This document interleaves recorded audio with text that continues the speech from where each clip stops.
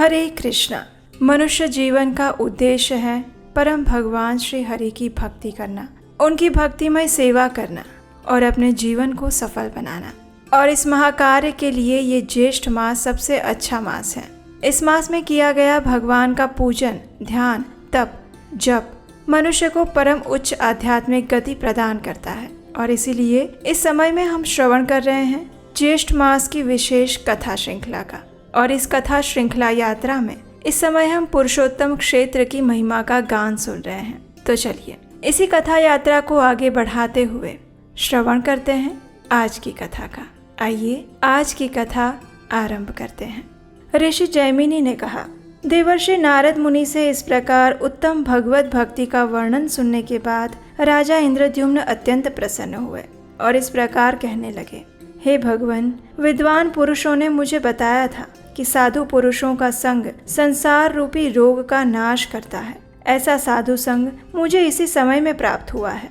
आपके संग से मेरे अज्ञानमय अंधकार का नाश हो गया है, क्योंकि मेरा चित्त इस समय नील माधव की पूजा करने के लिए अत्यंत उतावला हो रहा है। इसलिए हम और आप दोनों ही रथ पर बैठकर चलें और भगवान नील माधव का दर्शन करें। यदि आपके मुख से पुरुषोत्तम क्षेत्र के तीर्थों का ज्ञान प्राप्त कर सकूंगा तो पहले के कहे हुए महात्माओं के वचन भी सफल हो जाएंगे। ये सुनकर नारद मुनि ने कहा, हे राजन, ये तो बड़े हर्ष की बात है। मैं आपको पुरुषोत्तम क्षेत्र और वहाँ के तीर्थों के दर्शन अवश्य करवाऊंगा। उस तीर्थ में जो शक्तियाँ और शिव आदि हैं उन्हें भी दिखाऊंगा। उस क्षेत्र के महात्म्य का भी परिचय दूंगा। आप वहाँ भक्तों को आत्मसमर्पण करने वाले देवेश्वर भगवान जगन्नाथ का साक्षात दर्शन करेंगे।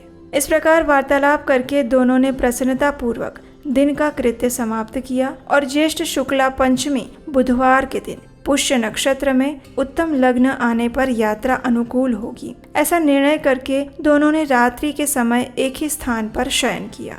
फिर प्रातःकाल होने पर नृपश्रेष्ठ इंद्रद्युम्न ने भाइयों सहित नीलाचल पर जाने के विषय में अपने राज्य में घोषणा करवाई कि हम लोग जीवन पर्यंत पुरुषोत्तम क्षेत्र में निवास करेंगे। राजा लोग अपनी रानियों, मंत्रियों, परिकरों सहित रथ, हाथी, घोड़ा, खजाना और पैदल सेना साथ लेकर वहां चले। इस प्रकार आज्ञा देकर राजा इंद्रद्युम्न अपने आगे खड़े हुए नारद मुनि की परिक्रमा करके छड़ीदार सिपाहियों से घिरे हुए मध्य द्वार पर आए। उनके आगे आगे अग्निहोत्र की अग्नि लेकर जाई जा रही थी। वहाँ उन्होंने अपनी दाहिनी ओर ब्राह्मणों को खड़े हुए देखा जो मांगल्य सूक्त का पाठ कर रहे थे। राजा ने भक्ति से विनीत होकर वस्त्र, आभूषण, माला, सुगंध और अनुलेपन द्वारा उन ब्राह्मणों का पूजन किया। और उसी समय एक साथ सैकड़ों शंख बज उठे।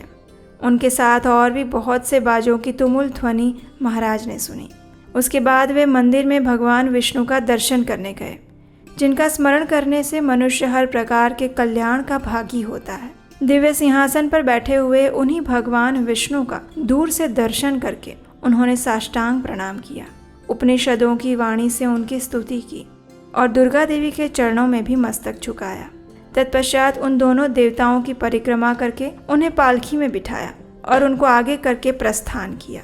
बाहर के दरवाजे पर पहुंचकर उन्होंने अपना रथ तैयार देखा। परिक्रमा करके वे नारद जी के साथ उस रथ पर बैठे। राजा इंद्रद्युम्न के रथ के दोनों ओर उनके अधीन राजाओं के अनेकों रथ शोभा पा रहे थे, जो अनेक प्रकार के अस्त्र शस्त्रों से सजे हुए थे और ध्वजा पताकाओं से सुशोभित थे। उसी समय पूर्ववासी भी अपना अपना सामान लेकर तैयार हो गए और घोड़े, खच्चर, ऊंट इत्यादि वाहनों पर चढ़कर वहां से चल दिए। राजाओं की सैकड़ों रानियां नपुंसक सिपाहियों से घिरी हुई अनेक प्रकार की सवारियों पर चढ़कर राजभवन से बाहर निकली। बड़े बड़े राज्य अधिकारी और विशाल सैनिक भी उनकी रक्षा में तत्पर थे। राजा के सामंत, मंत्री, सेवक, पुरोहित, ऋत्विक और राजा के व्यक्तिगत सेवक भी हर प्रकार के उपयोगी सामान और पदार्थों को लेकर साथ चल पड़े। कोष के संरक्षण में नियुक्त किए गए राज कर्मचारी सारा खजाना साथ लेकर शीघ्र ही प्रस्थान करने लगे, जो अवसर के अनुसार राज सेवा में उपस्थित होते थे। सामान बेचकर जीविका चलाने वाले सेठ, व्यापारी, माली आदि भी अपनी अपनी विक्रय की वस्तुएं लेकर राजा की आज्ञा का पालन करते हुए चल पड़े। जिसके लिए जो मार्ग सीधा प्रतीत हुआ वो उसी से चले। नीलाचल पर पहुंचने वाले कठिन से कठिन मार्ग के द्वारा भी लोगों ने यात्रा की। महाराज इंद्रद्युम्न समस्त पूर्ववासियों और हर्ष में भरी हुई चतुरंगिणी सेना से घिरे हुए थे। जंगल का रास्ता जानने वाले पुरुष जो मार्ग बताते, उसी से राजा यात्रा करते थे। मार्ग के दोनों ओर आने वाले देशों और वनों को देखते हुए वे बड़ी शीघ्रता से यात्रा कर रहे थे। महानदी के तट पर जहाँ वृक्ष बहुत कम थे, वहाँ पर्वतीय गुफाओं के कारण जो स्थान अत्यंत प्रसिद्ध था, वहाँ उन्होंने अपना अपराह्न काल का आवश्यक कृत्य किया और फिर सेना का पड़ाव डाला। फिर अपने पुरोहित के साथ नदी के जल में उतरे और स्नान करके देवताओं तथा पितरों का तर्पण किया। तत्पश्चात विधि पूर्वक भगवान विष्णु की पूजा की, नारद मुनि के साथ बैठकर भोजन किया। जब सूर्य अस्ताचल के शिखर पर पहुंचे, तब सायंकाल की उपासना पूरी करके राजा सभा में बैठे। उस समय उन्होंने श्रेष्ठ वैष्णवों का चंदन, माला और तांबूल से पूजन किया। उसके बाद भगवान के सर्व पापहारी चरित्र का श्रवण करने के लिए सिंहासन पर बैठ गए और वहां पर बैठे हुए नारद मुनि से राजा ने इस प्रकार कहा, हे भगवान, आप वेद और वेदांगों की निधि हैं, भगवान के प्रिय भक्त हैं। अगर मुझ पर आपकी कृपा हो तो भगवान विष्णु की लीला कथा रूपी सुधा से मेरे मलिन अंतःकरण को शुद्ध कीजिए। देवर्षि नारद मुनि और राजा इंद्रद्युम्न इस प्रकार अभी बात कर ही रहे थे और उसी समय द्वारपाल ने समीप आकर सूचना दी। द्वारपाल ने कहा, महाराज, उत्कल देश के राजा आपके द्वार पर उपस्थित हैं और श्रीमान के चरणार बिंदों का दर्शन करना चाहते हैं। राजा ने कहा, श्रीमान औड्र नरेश को शीघ्र ही भीतर ले आओ, उनका दर्शन करके हम सभी लोग पाप रहित हो जाएंगे। महाराज का ये वचन सुनकर द्वारपाल ने शीघ्र ही राजसभा में उत्कल नरेश का प्रवेश करवाया। अपने वैष्णव मंत्रियों के साथ राजसभा में प्रवेश करके औड्र देश के राजा ने इंद्रद्युम्न के वंदनीय चरणों को सादर नमस्कार किया। फिर उन वैष्णव नरेश को उठाकर महाराज इंद्रद्युम्न ने उनका सत्कार किया। अपने आसन पर ही बिठाकर विनययुक्त वाणी में कहा, हे राजन, आप कुशल से तो हैं ना? नीलाचल शिखर निवासी भगवान माधव तो वहाँ विजय पूर्वक विराज रहे हैं ना? क्या आपकी निर्मल बुद्धि भगवान के चरणार विंदों में लगती है? समस्त प्राणियों में समान चित्त रखने वाले आपका मन भगवान में अनुरक्त तो है ना? ये सुनकर उत्कल नरेश ने हाथ जोड़कर विनम्रता पूर्वक कहा, हे स्वामीन, आपके चरणों की कृपा से मेरे लिए सर्वत्र कुशल है। दक्षिण समुद्र के तट पर जंगलों से घिरा हुआ नीलाचल विद्यमान है, किंतु वहाँ लोगों का आना जाना नहीं है। भगवान नील माधव भी वहीं हैं, परंतु इस समय प्रचंड आंधी के कारण उठी हुई अधिक बालू का राशि से वे छिप गए हैं, ऐसी बात सुनने को मिल रही है। और इसीलिए मेरे राज्य में भी अकाल और मृत्यु का भय बढ़ रहा है। परंतु अब आप पधारे हैं तो सर्वत्र कुशल ही होगा।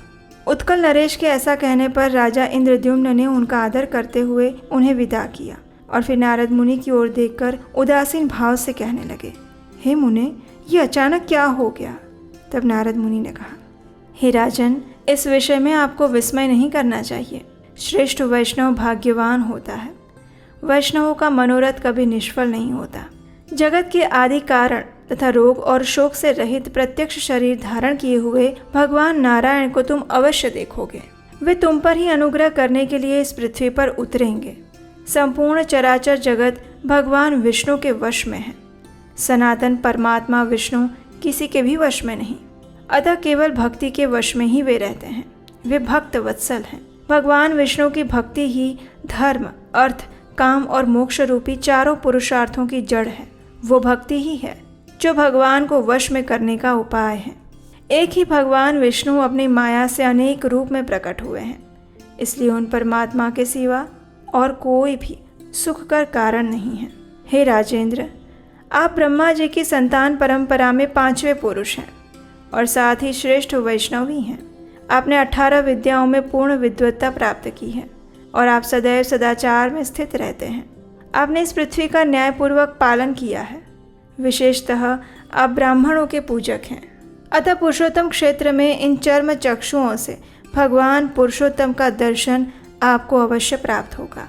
आपके इस कार्य में स्वयं ब्रह्मा जी ने मुझे नियुक्त किया है। पुरुषोत्तम क्षेत्र में चलने पर ये सभी बात मैं आपको बताऊंगा। इस समय रात का 3रा पहर चल रहा है।